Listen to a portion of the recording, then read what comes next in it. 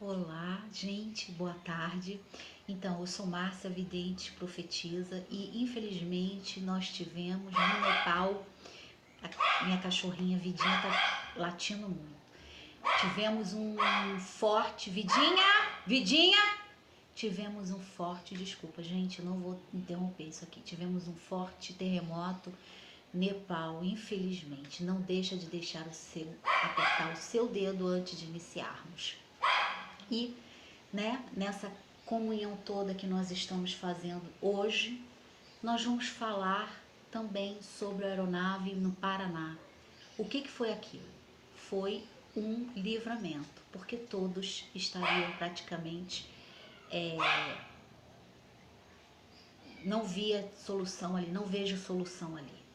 Então foi como se diz, foi um livramento, tá bom, gente? Um livramento que aconteceu. E isso tudo aconteceu por quê? Porque a rotação não estava positiva. Hoje nós teremos, continuo ver esta mulher. Mudou a rota. Tempestade fortíssima, queda de aeronave, oeste, Mato Grosso, que irá acontecer. Presta bem atenção, que é isso que eu estou sentindo, é isso que eu estou, não estou vendo nada, gente, na tela. É isso que eu estou sentindo, é isso que eu estou intuindo, tá?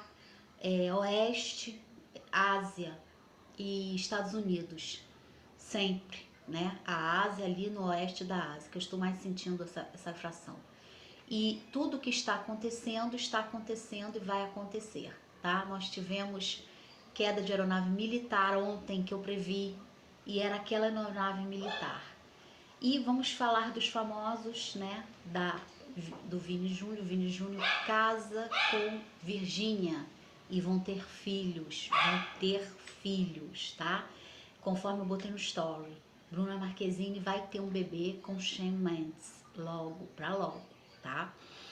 E isso tudo é as previsões. Só vou falar previsões aqui positivas e coisas boas. Vou tentar não entrar em detalhes maiores com relação às personalidades. E nós vamos falar hoje um pouquinho sobre Isaías 41, que significa os livramentos, significa uma palavra muito importante. Eu estou contigo. Então, Anitya,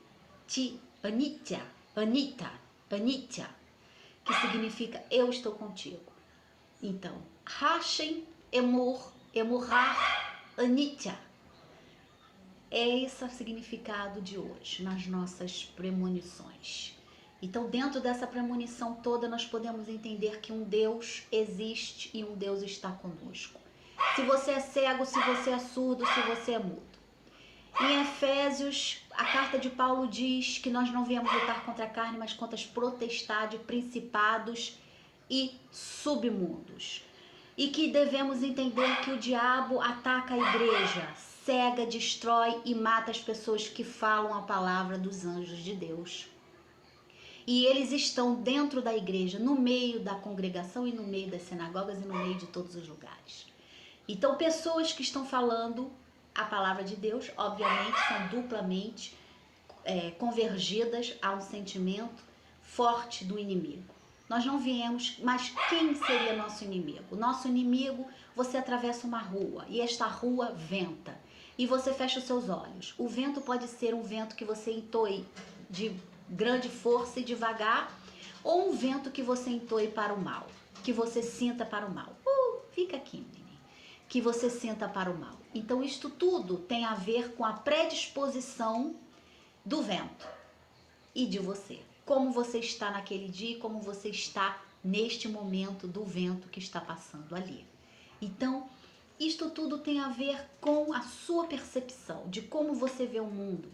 Seria mais ou menos como os nepaleses, que infelizmente teve aquela catástrofe aonde não se poderia segurar a água de um rio. Quando você desce um riacho, você tenta segurar as pedras e não consegue. A mesma coisa seria o medo. Então o medo nos apavora. Ficamos cegos, perdemos os sentidos, ou surdos, ou qualquer coisa que nos abale nossos sentidos, e imediatamente perdemos a direção e o condicionamento começa a interagir. É aí que devemos ter a compaixão radical.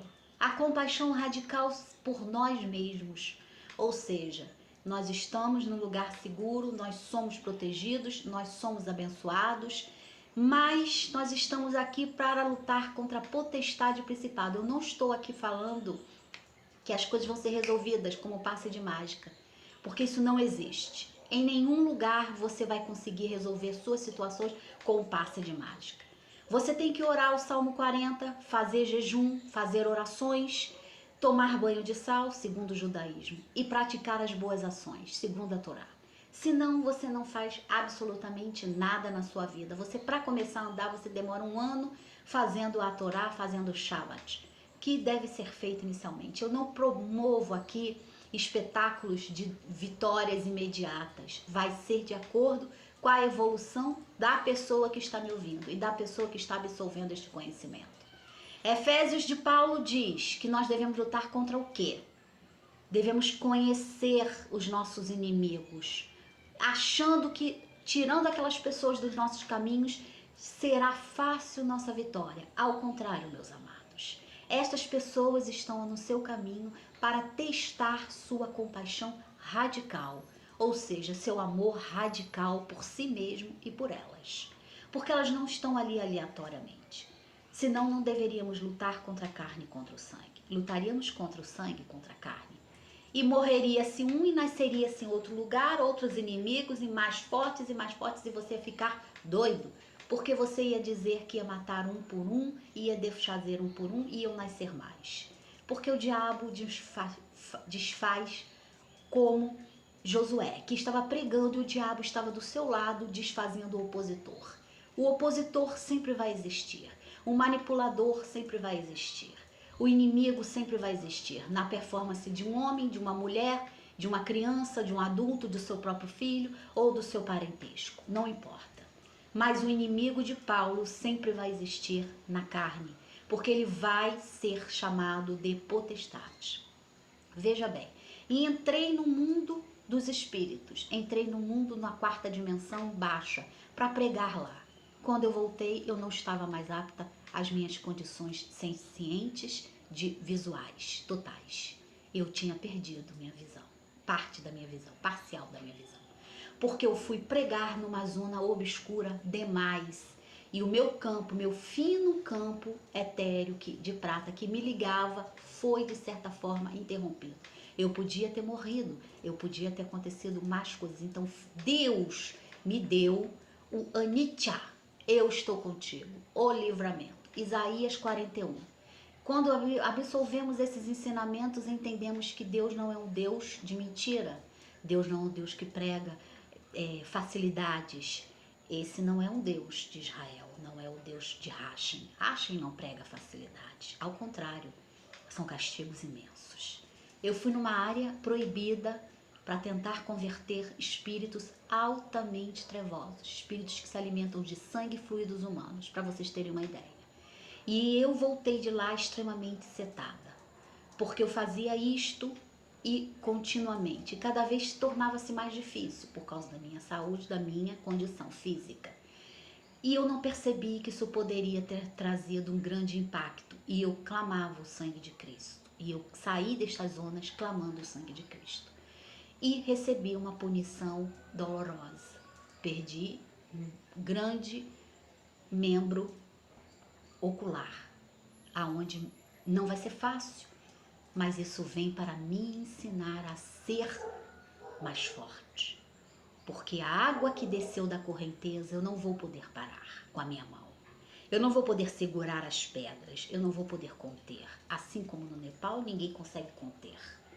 Mas eu vou entender que há recursos, subsídios, caminhos alternados que eu possa conduzir esta água e que eu possa conviver pacificamente comigo mesma. Ou seja, levando a palavra aos vivos, às pessoas que querem ouvir. Nesses assuntos nós podemos entender que diversas pessoas tiveram perdas maiores, perdas de órgãos vitais, perdas de situações e perdas de locomoções e muitas perdas maiores e até perdas familiares. E isto foi tudo desviado por uma correnteza que eu não pude conter, mas foi de certa forma desviado.